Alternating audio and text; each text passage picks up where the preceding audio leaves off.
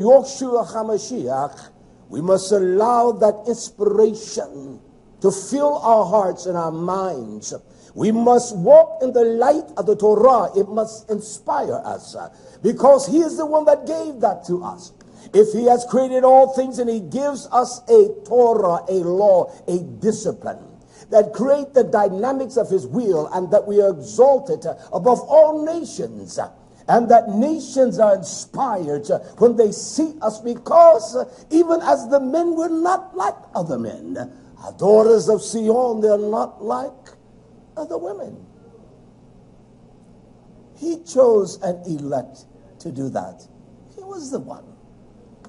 And through all the dialogue, he asked this in Ezra, chapter 8, in your booklets, verse 27.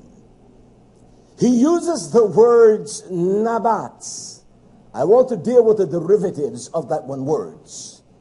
The conjuncture, what it implies, the meaning. But he says unto Almighty Yahweh, regards, not, Nabat. Do not pay attention. Do not consider. Do not even allow your mind to even consider that situation or the circumstance. So he says to Yah, Nabat lo lebo lo Nabat. Don't even allow it to be.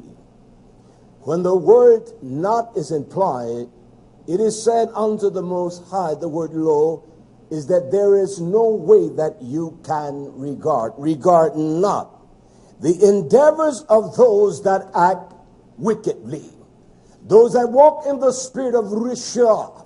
It is a demonic power that turns the mind away from the discipline and the beauty of Yah.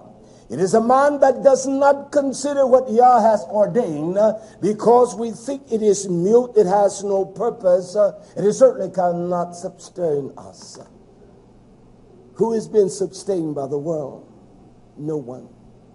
Because the world doesn't care for anyone. He said, regard not the endeavors of those that act wickedly. He said, but what I want you to do, Yah, is to allow the endeavors of those that walk sadiq, and those that walk in the Brits, the covenant of allegiance unto you. He said, those that keep your covenants, that keep your Torah, that regard your saying, even in the midst of Ra, in the midst of affliction, in the midst of any kind of misery and evil entreatment.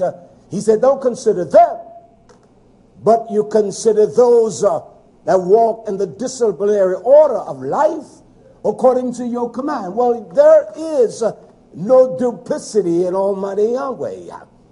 There is no duplicity in him. He is not going to disregard those that walk in disregards to his Torah.